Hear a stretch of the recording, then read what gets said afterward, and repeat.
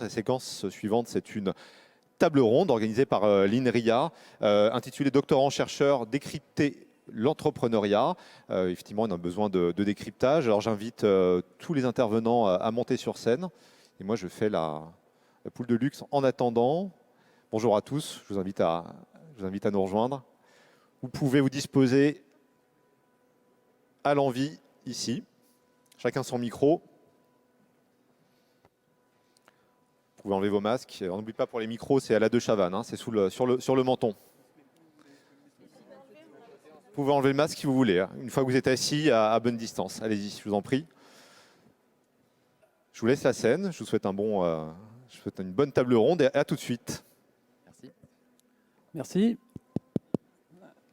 Alors bonjour à toutes et à tous. Donc on est ici pour une première table ronde. La demande, la commande, l'objet de cette table ronde, c'est de démystifier l'entrepreneuriat deep tech.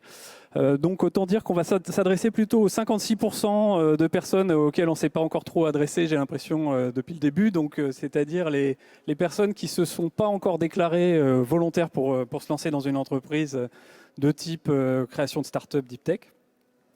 Et donc je vais commencer par demander aux trois personnes qui sont là de se présenter rapidement, et puis ensuite on attaquera avec quelques séries de questions. On va essayer de garder un petit peu de temps à la fin pour quelques échanges, soit avec les personnes qui sont dans la salle, soit qui sont à distance, hein, les milliers de personnes qui sont connectées et qui nous regardent.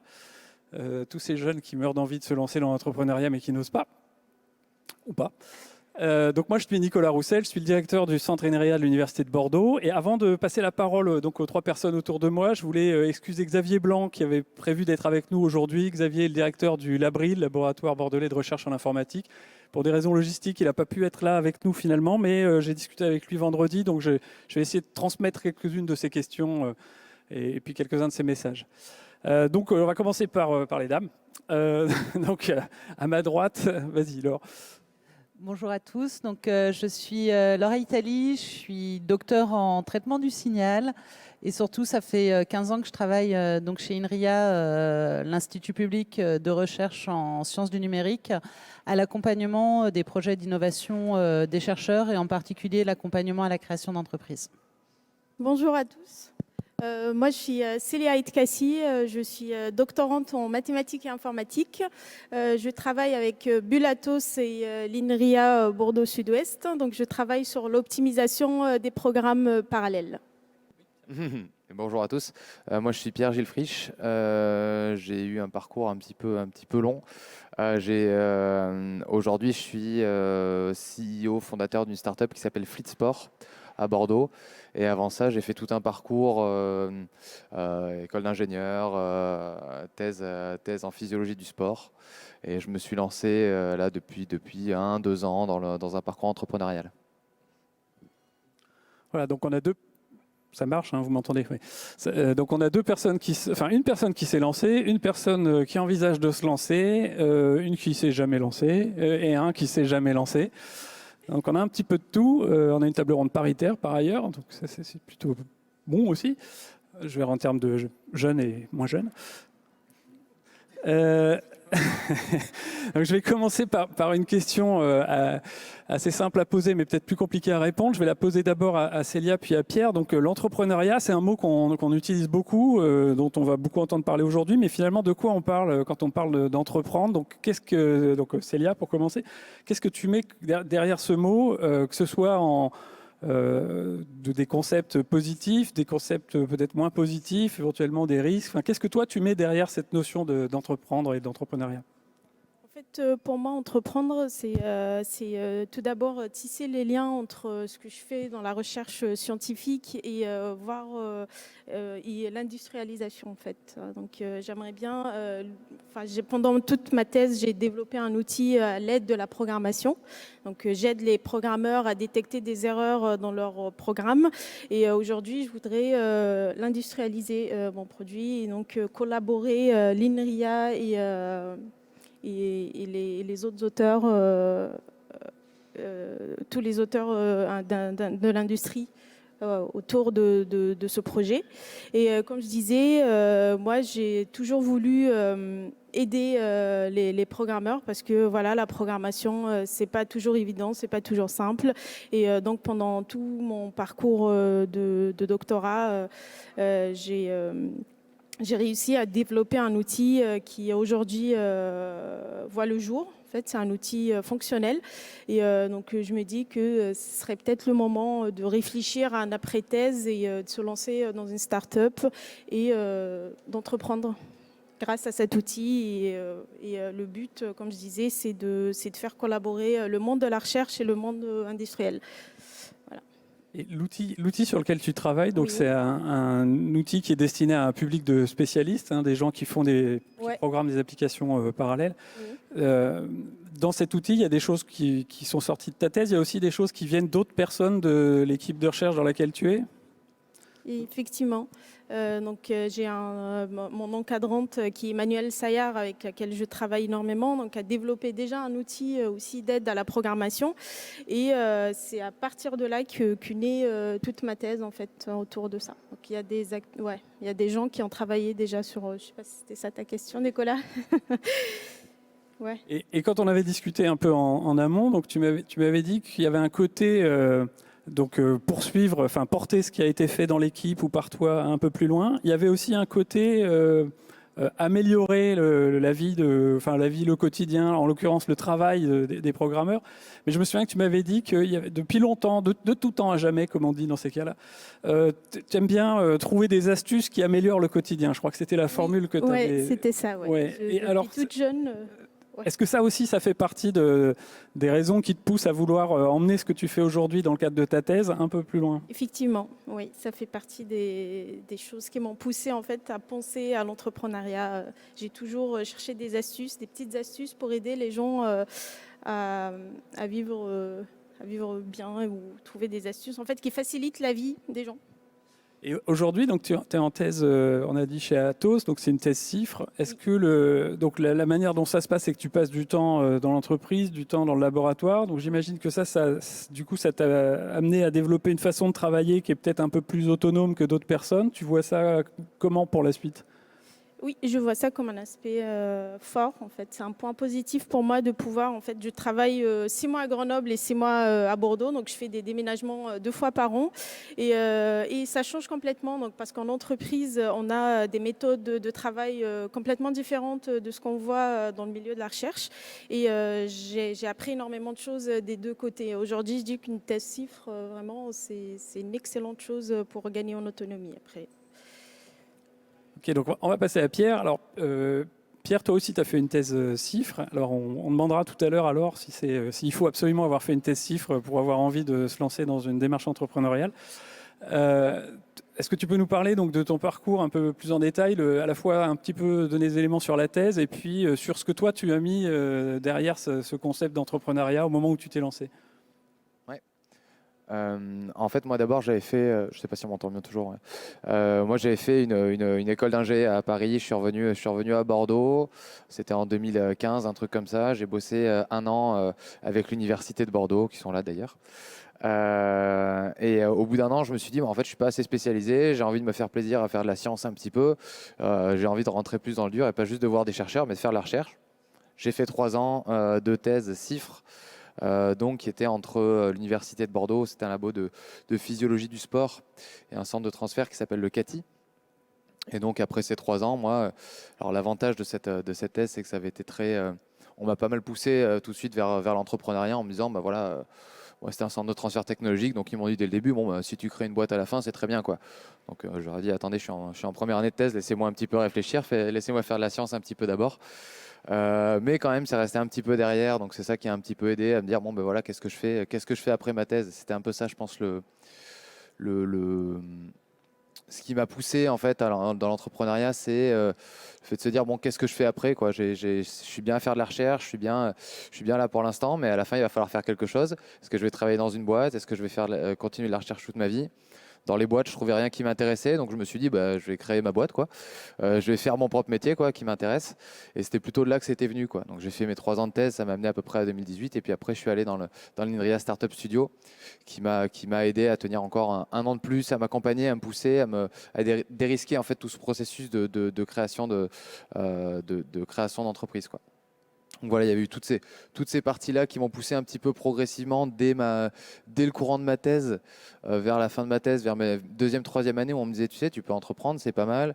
J'ai eu des aides financières de l'Université de Bordeaux, j'ai participé à l'incubateur étudiant, enfin j'étais dans l'incubateur étudiant de l'Université de Bordeaux pour commencer à faire un petit peu mûrir le truc dans ma tête à coup de quelques heures par semaine.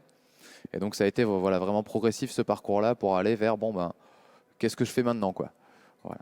Et sur l'entrepreneuriat, donc pour répondre plus à ta question de base, qui est pour moi, c'est quoi l'entrepreneuriat?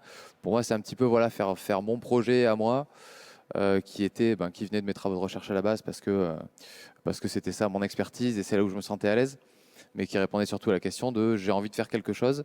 Je ne suis pas satisfait, je ne suis pas convaincu par ce qui m'est proposé de l'extérieur aujourd'hui, donc je vais créer par moi-même quelque chose pour moi. Et quelque chose, alors avec du risque, c'est ça souvent qu'on met derrière dans l'entrepreneuriat, avec du risque, mais j'ai envie de le tenter et tous les feux sont ouverts, donc go. C'était ça mon, mon processus. Merci. Alors, j'ai l'impression que vous avez quand même un peu baigné tous les deux dès le départ dans un milieu dans lequel c'était quelque chose dont vous entendiez parler, et puis de manière assez régulière pendant votre thèse. Donc là, maintenant, je vais passer la parole à Laure. Donc, Laure, toi, tu animes ou tu as participé à des événements qui tournent autour de la sensibilisation des jeunes chercheuses, chercheurs à l'entrepreneuriat. Qu'est-ce que toi t'entends dans ce genre d'événement? Comment les jeunes réagissent? Est-ce qu'ils sont motivés? Est-ce qu'ils viennent en traînant les pieds? Est-ce qu'ils viennent pas? Et qu'est-ce qu'ils vous disent? Oui, donc effectivement, dans le cadre du plan Startup INRIA, ça fait, je dirais, 7 ans à peu près qu'on organise des actions de sensibilisation régulières auprès de l'ensemble des ingénieurs, doctorants et postdocs de notre centre de recherche. Et donc c'est 2 fois par an, je crois. Donc ça concerne à peu près une 30aine de personnes par an. Et on travaille avec eux sur les idées reçues et ce qu'évoque pour eux la création d'entreprises. Et dans les idées, je reprends mes petites notes pour n'oublier aucun de leurs retours. Donc dans les parties un peu négatives, il y a la partie risque que tu as évoquée, Pierre, et en particulier le risque financier. Pour créer ma boîte, il faut que j'hypothèque ma maison. Donc il y a cette grosse crainte qui d'ailleurs revient un peu moins fortement ces dernières années par rapport à il y a quelques temps, mais de l'engagement et du risque financier, etc. Un truc qui revient peut-être un peu plus qu'il y a une dizaine d'années, c'est le côté bullshit. Autour de tous ces buzzwords, deep tech, startup nation, etc., etc., et que derrière, ce serait finalement assez vide. Il y a l'échec aussi, la peur de l'échec en se lançant dans ce genre d'aventure. La responsabilité et le stress dont tu as parlé aussi. Et puis enfin, dans notre monde de scientifiques et de recherche, il y a aussi ce mot qui revient pas mal sur... ça évoque le capitalisme et pas forcément dans ses aspects positifs. Et sinon, à l'inverse, en positif, et ça fait écho pareil à ton témoignage, Pierre, il y a l'aspect liberté de créer la structure que l'on souhaite avec les valeurs que l'on souhaite, et la liberté de créer son propre métier. C'est aussi, et toi, ça c'est ce que tu évoquais également, la partie... innovation et technologie, où il y a quand même pas mal de ces jeunes scientifiques qui se rendent compte que c'est une forme de pouvoir continuer à faire de la vraie science en dehors du labo. Le côté passion, effectivement, aventure humaine, etc. Ça revient assez peu, mais il y en a quand même. Le côté gros gain. Donc on va devenir millionnaire, voire plus. Et puis enfin le côté équipe. Donc c'est une aventure en équipe. Et sinon, pour répondre à l'autre partie de la question, donc effectivement, ces gens qui viennent se sensibiliser, il n'y a pas que des docteurs en chiffres, hein. Il y a aussi On a aussi des sciences un peu plus fondamentales et des gens qui font des recherches beaucoup moins appliquées peut-être que celles que vous avez évoquées et qui viennent quand même à ces événements de sensibilisation. Un certain nombre n'ont pas trop envie au départ, hein, quand même. Certains viennent volontairement, d'autres traînent un petit peu plus les pieds. Mais en revanche, ils sont tous contents d'être venus et d'avoir appris des choses et d'avoir démystifié justement l'entrepreneuriat. Enfin, parce que c'est un peu l'objet aussi, ces petites sessions. Donc moi, je me suis jamais lancé dans ce genre d'aventure. Je dois dire que je suis toujours épaté quand je vois des jeunes, et en particulier quand c'est des jeunes qui sont sur des sujets de recherche qui ressemblent à ceux sur lesquels j'étais. Et par contre, donc, je suis amené de temps en temps à intervenir en introduction du genre d'événement dont parlait Laure. Et donc j'ai essayé de trouver un argumentaire pour expliquer aux gens qui viennent dans ces événements pourquoi venir là, et puis en essayant de compléter un peu ce que je dis d'habitude, en allant lire à droite à gauche là, pour préparer cette discussion d'aujourd'hui. Je suis trouvé sur une définition, quelques points clés qui caractérisent la démarche entrepreneuriale que je trouve intéressant et que j'ai envie de partager avec vous. Donc le premier point qui revient souvent, c'est une idée ou une opportunité.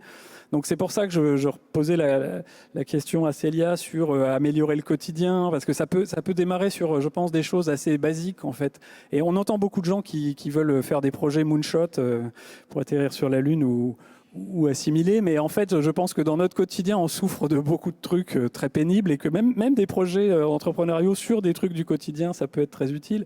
Donc il y a une partie idée, opportunité, il y a une partie organisation qu'on met en place derrière, et je pense que, Pierre l'a dit, il n'est pas tout seul, il y a beaucoup de gens déjà qui l'ont aidé alors que l'entreprise est encore toute jeune, je suis même sûr qu'elle soit déjà créée d'ailleurs. Depuis cette année, voilà, depuis 6 mois. Depuis 6 mois. Et tout à l'heure, on a vu avec Trifrog que c'était aussi un bel exemple qui montrait à la fois l'organisation interne et puis tout ce qu'il a fallu autour pour que ça fonctionne. Il y a un autre point qui revient aussi régulièrement sur l'entrepreneuriat, c'est le fait que ça implique une personne ou une équipe, mais dont ça va changer profondément la vie. C'est pas quelque chose il y a un changement important, et donc il faut être prêt à se lancer. Et puis le dernier point, mais qui n'est pas le moins important, je pense, c'est la notion de création de valeur. Et quand j'en parle à des jeunes en début de session de sensibilisation, tout de suite j'explique que la création de valeur, il faut le prendre dans un sens très très large. Donc ça peut être de la création de valeur en termes de richesse en euros, ça peut être de la création de valeur en termes d'emploi, ça peut être de la création de valeur en termes de services ou d'objets nouveaux qu'on propose, mais ça peut être aussi de la création de valeur en réduisant, on va dire, du gaspillage ou quelque chose. Donc c'est pas forcément non plus lié à plus ou de la croissance ou des choses comme ça. Si aujourd'hui vous arrivez à faire des avions qui font moins de bruit, vous faites autant d'avions qu'avant, mais ils font moins de bruit. Si vous arrivez à faire un truc qui gère de l'énergie plus efficacement, c'est une autre façon de créer de la valeur. Et donc on a aujourd'hui des startups dans le domaine du numérique qui se créent sur tout un tas de sujets, mais il y a sans doute d'autres sujets sur lesquels on n'a pas forcément beaucoup de création récemment et sur lesquels on pourrait sans doute aller. Alors le deuxième mot important dans le sujet de la table ronde, c'est Deep Tech. Alors il est écrit partout là autour de nous. Donc Deep Tech, qu'est-ce que c'est Deep Tech, Célia ? Je suis venue chercher la réponse ici aujourd'hui parce que j'entends beaucoup parler de Deep Tech et c'est pour ça que je participe à cette table ronde aujourd'hui. Mais je suis quand même allée chercher sur Internet et voir ce que proposait Deep Tech aux jeunes entrepreneurs. Et je pense que c'est de l'accompagnement de l'entrepreneuriat dès que l'idée est lancée. Je ne sais pas si c'est Pierre, tu as une meilleure réponse si tu t'es bien informé. Moi, je ne me suis pas du tout informé. Moi, je pensais plus à la définition globale de Deep Tech. Qu'est-ce qu'on entend par l'entrepreneuriat Deep Tech sans parler de ces accompagnements et tout ça. Pour moi, c'est plutôt la partie, la différence en gros entre des startups Deep Tech et non Deep Tech, c'est comme moi je le comprends, on va dire, toute cette partie en fait issue de la technologie, issue de la recherche notamment, donc avec un différentiel technologique qui peut être relativement fort. mais qui fait que, donc il y a des avantages, c'est-à-dire, ben oui, comme on a un différentiel technologique fort, c'est super, on peut être les seuls sur le marché parce qu'on est les seuls et qu'on est les meilleurs, on peut faire plein de brevets et du coup être les seuls sur le marché parce que personne ne peut venir nous embêter, donc on peut vite être les meilleurs du monde sur le marché. Et puis à l'inverse, il y a la partie...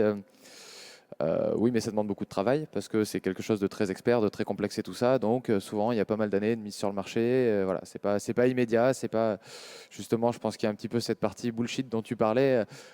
Normalement, si on fait les choses bien, il y en a pas dans cette partie-là. Je pense qu'un projet qui marche, du coup, de toute façon, il est rarement bullshit. Mais et il peut y en avoir en deep tech comme il peut y en avoir ailleurs. Mais je pense que c'est voilà, c'est cet aspect-là, cet aspect d'avoir un différentiel technologique fort au début. Laure, un complément La bonne réponse. Ah, Laure. Bonne réponse. Non, mais je pense que Pierre, tu as fait pas mal le tour. Et ce n'est pas une question si anodine, hein, puisque justement, dans le cadre du plan Deep Tech, BPI a posé une définition précise de ce qu'est la Deep Tech pour que les uns les autres on puisse s'y retrouver. Et ça reprend essentiellement ce que tu dis, Pierre. C'est des projets qui sont basés sur des technologies issues de laboratoires, qu'ils soient publics ou privés. Ce sont donc des projets qui vont avoir une barrière technologique à l'entrée, c'est-à-dire que c'est pas si évident. C'est pas évident d'arriver au même niveau de maturité technique, je l'exprime peut-être. Et donc qui sont aussi différents de la concurrence. La concurrence n'existe pas. Et enfin, tu l'as dit, c'est des projets qui sont longs à maturer, qui ont ce qu'on appelle un go-to-market assez lent, donc un temps d'accès sur le marché entre la technologie et toute la maturation nécessaire pour en faire un produit qui accède à un marché qui est long et donc dans la plupart du temps assez capitalistique, qui nécessite des moyens conséquents pour l'amener sur le marché. Et alors, est-ce que c'est facile de dire si un projet, quand on commence à en discuter, relève on va dire, du monde deep tech ou pas? Je te fais une réponse très personnelle du coup. Je ne sais pas si dans la salle, les collègues de BPI ou de la SAT ou de la région seront d'accord avec mon opinion. Moi, j'ai quand même le sentiment que quand ce sont des résultats issus de la recherche qui vont donc au-delà de l'état de l'art scientifique des publications, hein, pas de l'état de l'art commercial, c'est assez évident de pouvoir étiqueter Deep Tech, ou en tout cas, moi, c'est ma propre définition de Deep Tech. Voilà. Moi, ma réponse perso serait un petit peu différente. Je pense que c'est pas facile, et surtout sur nos domaines. Parce que nous, on est sur un domaine, le numérique, où les barrières à l'entrée sont peut-être moins élevées dans beaucoup de cas que dans d'autres. On prend une entreprise comme Trifrog, j'imagine, je ne connais pas le fond de ce qu'ils font, mais quand on veut produire des thérapies cellulaires, il faut fabriquer des choses, il faut faire de la recherche. Il faut pas mal d'équipements, j'imagine, il faut des laboratoires, etc. Dans le domaine du numérique, c'est quand même moins souvent vrai. Il y a moins besoin souvent d'équipements particuliers. Et donc, on peut peut-être démarrer facilement quelque chose à petite échelle. Et peut-être que le côté deep tech peut arriver ensuite à cause de l'échelle. Et l'exemple que j'ai en tête, c'est... moi, je m'étais intéressé à Twitter très très tôt. Et je pense qu'au début, Twitter, c'était pas très compliqué à faire en termes techniques. Hein. C'est jamais que des messages de 140 caractères à l'époque. Et la complexité, elle vient au moment où il y a énormément d'utilisateurs. Et elle vient d'arriver à le faire en temps réel avec énormément d'utilisateurs. Parce que sinon, fondamentalement, transmettre des messages de 140 caractères, ça pose pas forcément énormément de problèmes. Donc il me semble que l'aspect deep tech peut parfois apparaître après certains développements. Dans les 4 points là, qui définissent la deep tech, dans les travaux de BPI, effectivement, le 4e point qui est le go-to-market et en particulier la partie capitalistique, elle est beaucoup moins vraie dans les sciences du numérique où on peut avoir un MVP assez rapidement, même un premier produit, qu'elle ne l'est dans l'exemple que tu donnais de Trifrog et d'autres entreprises sur des thématiques santé, sciences des matériaux, etc. Où là, il y a aussi l'industrialisation. Il y a beaucoup d'autres choses qui fait que c'est encore plus long. Alors, puisqu'on a plein de collègues dans la salle, si vous n'êtes pas d'accord avec ce qu'on dit ou que vous voulez compléter, vous avez le droit de lever la main et on s'arrangera pour que vous puissiez intervenir. Hein. Sur la partie qu'est-ce que c'est que l'entrepreneuriat ou qu'est-ce que c'est que Deep Tech, je pense qu'on a fait un petit peu le tour. Alors après, moi j'avais d'autres questions qui s'adressent plus à Célia et Pierre. Donc la première, c'est donc quand on se projette dans une création d'entreprise ou quand on est en train de créer l'entreprise, moi ce qui m'intéresserait, et là je me fais le porte-parole de Xavier Blanc en quelque sorte, c'est de savoir un peu quelles sont les valeurs que vous voulez mettre dans cette entreprise. Entreprise au sens démarche, là, hein, pas au sens société enregistrée. Donc, c'est quoi le genre de valeur que vous emmenez avec vous dans votre projet? Alors, je sais que ce n'est pas une question forcément facile. Du coup, je vais la compléter par une deuxième question qui n'est pas non plus très facile. Oui, Xavier n'est pas là, donc je peux y aller. Donc, la deuxième question qui n'est pas facile non plus, c'est la question de ce qui vous motive, vous, à titre perso. Donc, on a entendu, par exemple, je reviens sur l'exemple de Trifrog tout à l'heure, la personne qui témoignait nous a dit, nous, on considère qu'on aura réussi quand, alors je vais reformuler sans doute assez mal, mais c'était quand en gros, quand tous ceux qui font de la thérapie cellulaire utiliseront notre techno ou quelque chose comme ça.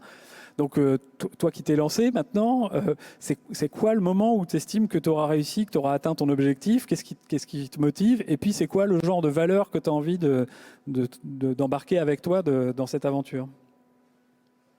Elle est encore plus dure, la deuxième question. Je vais commencer par celle-là parce que comme c'est la plus difficile, je vais pouvoir la chasser rapidement. Je peux dire aussi que c'est quelque part, ça reprend aussi des choses qui ont été dites encore avant, notamment quand Manuel Tunon de Lara disait qu'il y avait sans doute tout un tas de jeunes qui étaient prêts à se lancer, mais pas forcément à n'importe quel prix. Donc, tu peux le voir ça comme ça aussi. Est-ce qu'il y a des choses vers lesquelles vous ne voulez pas du tout aller? Est-ce qu'il y a des choses, au contraire, qui vous motivent et que vous avez envie de porter avec vous dans votre entreprise? Non, complètement. Je vois bien. Sur la partie succès, du coup, je commence par ça parce que moi, c'est plus facile. Il y a pas de, j'ai pas d'objectif moi à terme on peut me dire, si je me force, je vais sortir quelque chose. Mais en vrai, le succès ou la réussite du projet, pour moi, c'est juste qu'il n'y ait pas d'échec, quoi, qu'il continue.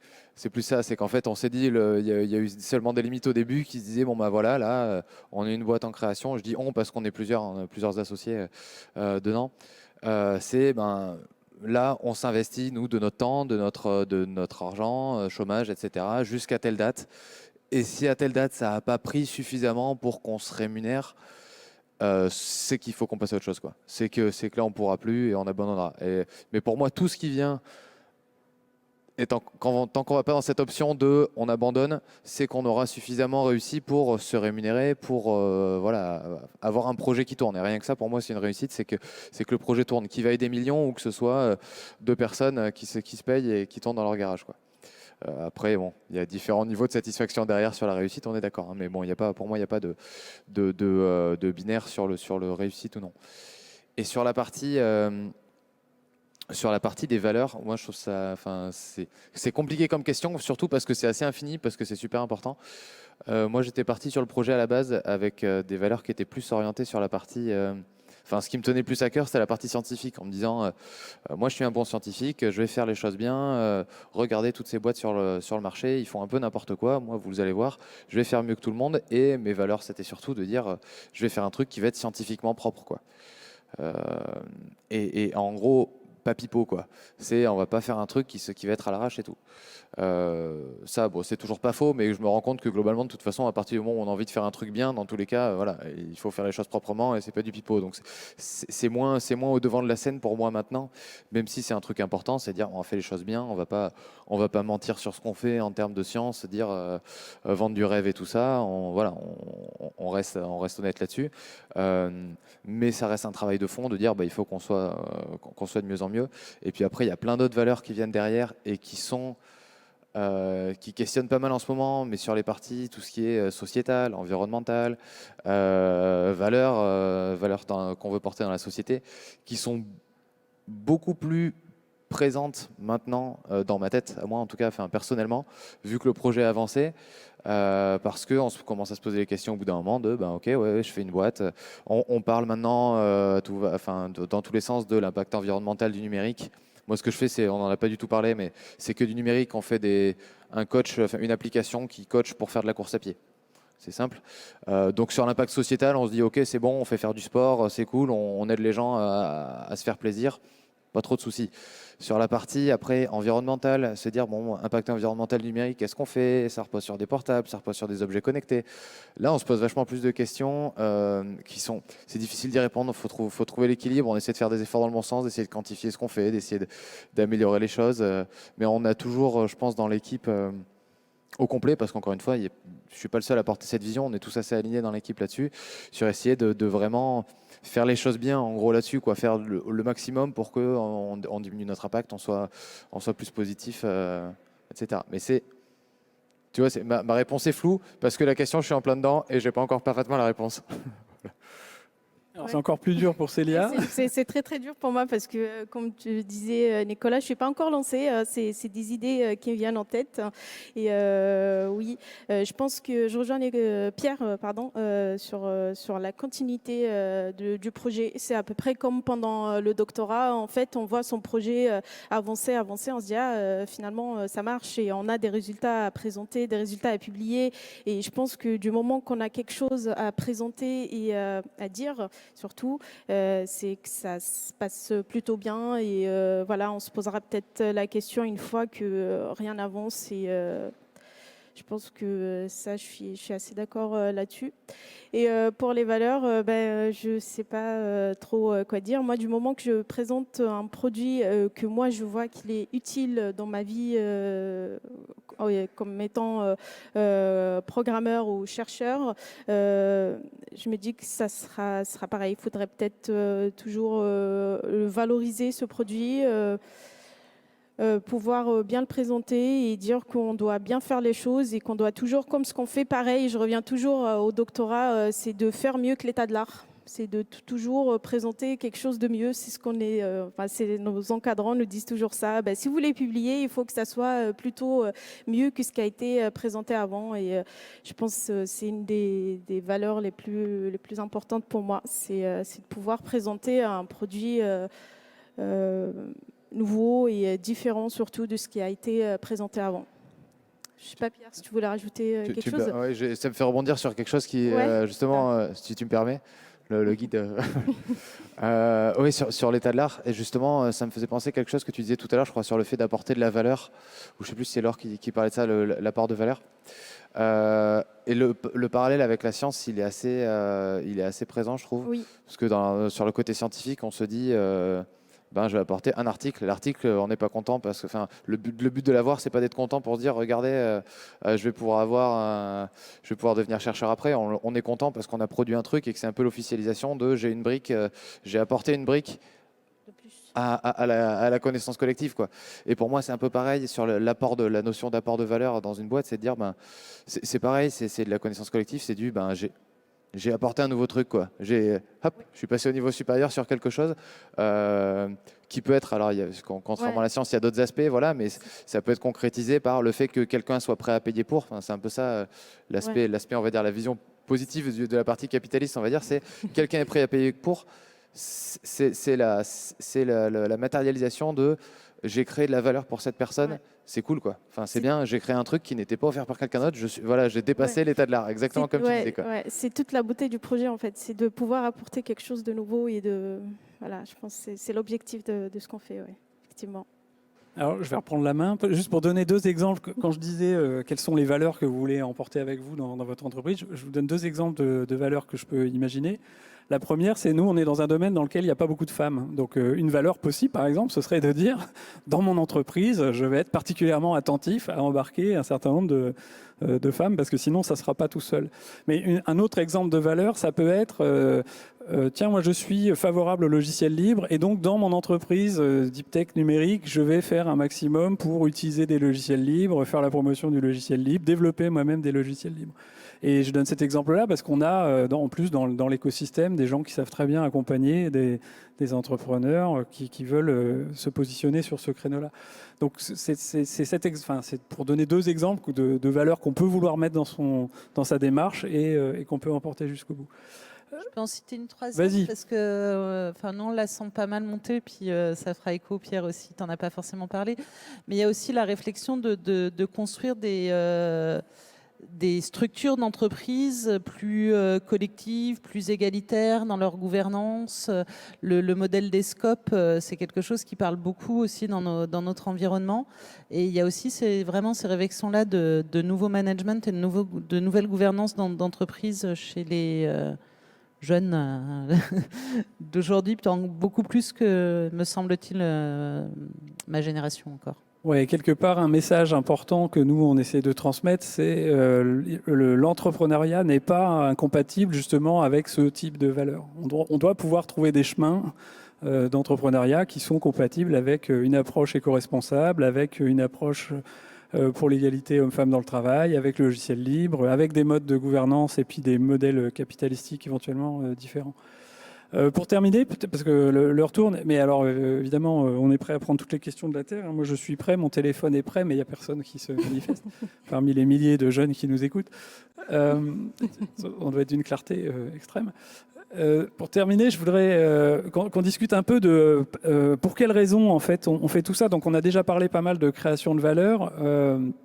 Alors là, c'est peut-être plutôt alors que je vais poser la question, ou sinon je répondrai moi-même à ma question. Mais pourquoi nous, côté INRIA, mais plus globalement côté acteurs de la recherche dans les domaines des sciences et technologies du numérique, pourquoi on pense que c'est un sujet important, l'entrepreneuriat? Pourquoi on pousse ça? Pourquoi on aimerait voir émerger beaucoup plus de projets? Je réponds en partie, puis je te laisse répondre à ta question. Je t'en meurs d'envie. Mais sur le pourquoi, moi je retourne ta question sur le pourquoi donc chez les jeunes, et un peu aussi pour reprendre ce qu'ils ont dit et reprendre le baromètre BPI aussi qui fait remonter ça. La motivation intrinsèque de la plupart de ces scientifiques jeunes qui ont envie de se lancer, c'est que leur recherche effectivement ait un impact et serve à quelqu'un au-delà de juste, ce qui est déjà énorme parce que c'est le but principal de la recherche, de l'accroissement des connaissances et des publications. Donc il y a vraiment cette notion de j'ai envie que mon travail, travailler 3 ans notamment pour les doctorants sur un sujet de recherche, j'ai envie que ça serve aux autres. Et donc ça reste le moteur principal. Après je peux commencer éventuellement à répondre un petit peu. En tout cas, avec mon avis personnel, on a une recherche de qualité en France, au niveau international. On a peut-être plus de choses à travailler en termes d'innovation et de nations innovantes. Et je pense que tout l'enjeu de la création d'entreprises et puis plus largement du transfert des recherches de labos vers des produits ou des services innovants, c'est un enjeu de souveraineté, c'est un enjeu de compétitivité, c'est un enjeu, on a vu l'exemple de Trifrog, c'est aussi des enjeux sociétaux. Derrière, il y a plein de motivations, mais c'est là que je te repasse la main peut-être. Oui, alors... Donc moi d'habitude ce que je dis c'est que d'abord quel que soit le domaine, je pense que peut-être on a du mal à réaliser parfois qu'il faut 10, 15, 20 ans entre le moment où quelque chose est inventé ou découvert dans un laboratoire de recherche et puis le moment où cette chose-là trouve une utilité quelque part dans la société. Et 10, 15, 20 ans, c'est très long, mais c'est le temps qu'on observe, y compris dans des domaines comme les nôtres, où parfois les gens pensent que ça va beaucoup plus vite. Le jour où Apple a sorti l'iPad, les gens ont pensé que quasiment ce jour-là, on avait inventé les interfaces tactiles, ou l'iPhone d'ailleurs, mais c'est pas ça du tout en fait, parce que pour le coup c'était un domaine que je connaissais bien. Dans les années 80-90, il y avait déjà des protos de recherche sur des interfaces tactiles, gestuelles, etc. Donc il a fallu, même sur des produits comme ça, il a fallu beaucoup de temps, et il faut beaucoup de temps parce qu'il y a énormément de facteurs qui rentrent en ligne de compte. Donc ça c'est un premier point. Le deuxième point c'est, donc là, je suis désolé, mais ça va être spécifique au numérique. Dans le numérique, on n'a pas beaucoup d'acteurs français ou européens. Et donc on a un gros problème de souveraineté. On est tous ultra dépendants de tout un tas à la fois d'objets technologiques et de logiciels qui sont faits ailleurs. Et ça, on voit de plus en plus le danger que ça représente, à la fois parce que notre société fonctionne pas forcément de la même manière que d'autres sociétés qui produisent ces technologies, et puis parce que du jour au lendemain, peut-être, on sera plus tout à fait d'accord avec les conditions d'utilisation qui nous sont proposées, ou les fournisseurs de solutions voudront plus nous les fournir. Et puis le troisième point important, c'est que on est quand même aujourd'hui face à énormément de défis sociétaux. Donc on a beaucoup parlé de la santé déjà ce matin, mais on pourrait parler de l'éducation, on peut parler de l'adaptation au changement climatique, on peut parler des énergies bas carbone. Enfin, on pourrait faire une longue liste de défis là que l'humanité a affrontés. Et bon, moi, je suis convaincu que le numérique c'est un bon outil pour traiter assez efficacement ce genre de défis. Et donc là, si on combine ça avec les 2 points précédents, donc il faut longtemps avant que les choses qui sont faites dans les laboratoires de recherche sortent. Et puis aujourd'hui, on a peu d'acteurs français et européens. Bah, tout ça, ça milite pour essayer de faire sortir le plus vite possible ce qui se passe en ce moment dans les laboratoires de recherche en informatique, mathématiques, pour essayer de contribuer au développement d'une industrie française, européenne, dans le domaine du logiciel, du matériel, etc. Donc ça fait partie des raisons pour lesquelles nous, on pousse beaucoup ça. Et puis nous, on est persuadés qu'une bonne partie du transfert, en fait, se fait chez nous à travers les personnes et pas trop à travers les technologies, pour plein de raisons qu'on pourra discuter un autre jour, si vous voulez. Mais c'est pour ça qu'on est content d'accompagner des personnes comme Célia qui sont dans nos équipes et qui ont envie de le faire, des personnes comme Pierre qui n'étaient pas dans nos équipes, mais qui avaient envie de travailler sur des sujets sur lesquels on pense qu'on peut aider. Et là, je repasse peut-être la parole à Laure pour peut-être expliquer un peu, alors pas dans le détail ce qu'on fait, mais mon sentiment, et donc je te demande de confirmer, c'est que ça n'a jamais été aussi facile, en gros, pour quelqu'un aujourd'hui qui travaille ou qui fait de la recherche dans le domaine des sciences et technologies du numérique. Il n'y a jamais eu autant d'aide qu'aujourd'hui. Et puis, peut-être parler de quelque chose qui a été lancé ce matin et qui est un peu d'actualité, du coup. Oui, alors sur ta question, effectivement, je pense qu'il n'y a jamais eu autant d'accompagnement et ça va être déroulé dans les différentes tables rondes qui arrivent et notamment la 3e qui parle vraiment de ce continuum d'accompagnement, donc anté-création avec la SAT notamment et puis les organismes nationaux comme nous qui peuvent avoir leur propre dispositifs d'accompagnement spécifiques thématiques, donc en création, les technopoles, la région. Enfin, je pense que c'est vraiment tout l'objet de la journée, donc je vais peut-être pas le dérouler ici. En revanche, effectivement, Nicolas me donne l'opportunité très rapidement d'annoncer que donc nous, côté INRIA, dans le cadre de notre Startup Studio, on accompagne les projets de start-up, donc deep tech, spécifiques au numérique. Et donc, on ouvre régulièrement des appels à entrepreneurs, donc des appels à des jeunes scientifiques, ou des moins jeunes d'ailleurs, qui ont une idée de projet dans le numérique, en deep tech, dans les sciences du numérique. Et à qui on propose un accompagnement, et notamment Pierre l'a un petit peu dit, 1 an de salaire et d'accompagnement pour expérimenter et valider si le projet vaut le coup ou pas de se lancer après et de rattraper les autres structures d'accompagnement. Et donc on en réouvrira aujourd'hui même. Voilà. Vous pourrez aussi nous retrouver sur le stand pour plus d'informations. Merci Laure. Alors, il y a une question qui vient d'arriver par nos amis du Standard BPI. Donc, la question est la suivante. Comment vous financez-vous durant ces 10, 15, 20 ans de recherche? Donc ça, c'est par rapport à ce que je disais tout à l'heure sur le fait que toute découverte, invention nécessitait pas mal de temps avant de trouver son utilité. Alors, d'abord, il faut comprendre que quand je dis 10, 15, 20 ans, c'est en comptant le temps qui se passe déjà dans les laboratoires de recherche pour faire la recherche en question. D'accord ? Donc, et alors, bon, 20 ans, c'est l'estimation haute, 10 ou 5, c'est peut-être l'estimation basse.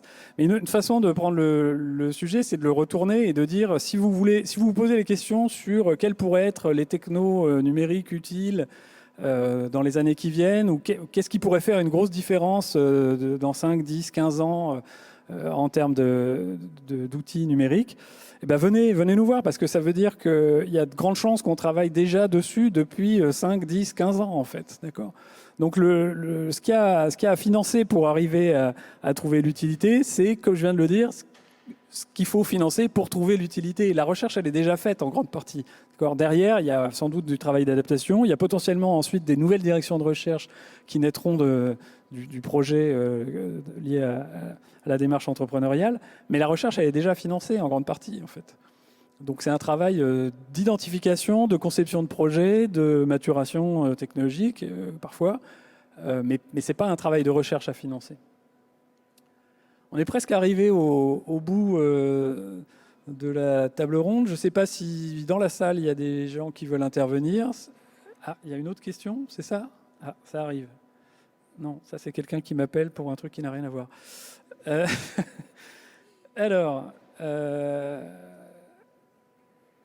Alors, où trouver des sources d'informations pour se documenter? Alors, c'est une question générale. D'abord, aujourd'hui, le mieux, c'est de venir ici au Centre Broca, l'Institut des maladies neurodégénératives. Vous avez quand même à peu près tous les acteurs de l'écosystème qui sont réunis et qui tiennent des stands. Donc, il y a la SAT AST dont vous avez entendu parler. Il y a INRIA, il y a BPI, évidemment. Il y a Unitech, TechnoWest. Et surtout, ces stands certains d'entre eux ont aussi des stands virtuels, si jamais les gens sont pas sur place. Ah voilà, si vous ne savez pas comment venir au Centre Broca, il existe des centres virtuels. Après, plus généralement, je pense que dans les différentes structures de recherche, soit dans les structures elles-mêmes, soit dans les établissements, établissements Université de Bordeaux, Bordeaux INP, le CNRS, l'INSERM, INRIA, INRAE, les organismes. L'ASAT, qui est, comme on l'a dit, une filiale d'un certain nombre de ces acteurs. Il y a des personnes qui sont prêtes à rencontrer tous les jeunes chercheuses, les jeunes chercheurs qui sont intéressés. Ça peut venir aussi de contacts. Le point de départ peut aussi se trouver déjà en entreprise. Hein. C'est une autre façon aussi de faire émerger des projets intéressants, c'est de partir d'une activité qui existe déjà. Et je pense qu'il y a un certain nombre d'occasions dans l'écosystème pour que tous ces gens-là se rencontrent. Mon impression, c'est que c'est pas difficile en fait de les trouver, mais normalement sur le site de l'événement, il y a un certain nombre de liens ou de noms de structures et de personnes qui vous permettront de les trouver. Je peux ajouter un élément de réponse pour avoir navigué tout l'enfer de ces éléments-là. En vrai, ça va assez vite. Faut pas trop se poser la question non plus. Allez voir la première personne qui vous semble à peu près du secteur. Et de proche en proche, ça va vite. Hein. Moi, je suis passé des personnes de l'université à INP, à revenir à l'université à Bordeaux, à être mis en contact avec des gens dans tous les sens. Tout le monde connaît tout le monde à peu près dans le milieu et vous mettra en relation rapidement avec les bonnes personnes, quoi. Donc, un point d'entrée, ça suffira après. Hein, en termes de personnes, et après, ça ira tout seul, quoi. Alors, il y a une autre question qui a été posée. Donc, comment peut-on gérer le passage du doctorat à l'entrepreneuriat? D'un côté, la recherche sans question de chiffre d'affaires, de l'autre, le business avec une nécessité de gagner de l'argent, un changement d'objectif et de stratégie qui peut être brutal en passant d'un monde à l'autre. Alors, c'est peut-être toi qui peux répondre. Est-ce que le changement est si brutal que ça? Est-ce que c'est quand même pas gratifiant aussi de prendre ce qu'on a fait quand on était côté recherche et de l'emporter ensuite pour essayer de trouver une utilité, d'avoir un impact au-delà des contributions scientifiques comme tu le mentionnais? Oui, disons que le chiffre d'affaires, c'est un moyen, c'est pas une fin en soi non plus.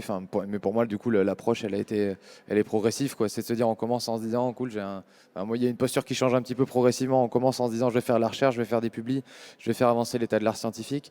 Après, on se dit, bon, à quoi ça peut servir dans la vraie vie? On va voir des personnes et on leur dit, bon, tiens, est-ce que ça pourrait te servir? Moi, c'était faire de l'analyse cardiaque, est-ce que ça pourrait te servir? Non. Bon, ok. Faire de l'analyse cardiaque pour faire de l'entraînement, est-ce que ça peut te servir? Ah oui, pourquoi pas, mais pour de l'entraînement de course à pied, Et puis là, du coup, on passe dans une posture un peu de il faut faire un produit parce que les personnes, c'est ça qui les intéresse, quoi. Et puis après, progressivement, cette image, cette posture, elle se transforme en maintenant, il faut que je commence à me rémunérer. Ce produit, finalement, les personnes, quand ils sont super intéressés, ils sont prêts à me donner de l'argent peut-être pour ce que je fais. Mais très bien, comme ça, c'est ça qui va me permettre de vivre. C'est assez progressif, en fait. On passe plusieurs étapes un petit peu qui font que sans garder, sans abandonner complètement la partie innovation-recherche derrière, on se met dans des postures où on inclut de nouvelles problématiques, notamment les problématiques clients, produits et tout ça. Et la partie financière, c'est une d'entre elles, mais c'est pas non plus, c'est pas une fin en soi, quoi. Et en étant bien accompagné, progressivement, voilà, mois par mois, on se dit tiens, il faut que je me pose ces questions, et ça progresse doucement, quoi. Peut-être, si j'ai le temps de compléter un peu. 10 secondes. 10 secondes. La première, c'est qu'effectivement, les structures qui accompagnent Antécréation les scientifiques, c'est le cœur de un des cœurs de leur accompagnement, vraiment d'accompagner le scientifique, le chercheur dans cette transition de chercheur à entrepreneur. Et donc ça, c'est effectivement clé. Mais là où je voulais compléter, parce que ça s'entend entre les lignes, mais c'est pas explicite dans ce que tu as dit, il y a les compétences des docteurs transposables à l'entrepreneur. Il y a eu pas mal d'études dessus, que ce soit côté des associations de doctorants et de docteurs qui ont produit des choses là-dessus, comme d'autres analyses côté plutôt entrepreneuriat. Et il y a toutes les compétences développées dans le cadre du doctorat et dans la recherche, il y en a un certain nombre qui sont vraiment transposables, je ne les développerai pas là, mais aux compétences d'un entrepreneur. Je crois qu'on arrive au bout du temps qui nous a été imparti. Merci beaucoup à Célia et Pierre. Je sais que ce n'est pas facile de venir témoigner. Merci à Laure d'avoir apporté son témoignage d'experte aussi. Et merci à vous de nous avoir écoutés. Merci à Merci. tous.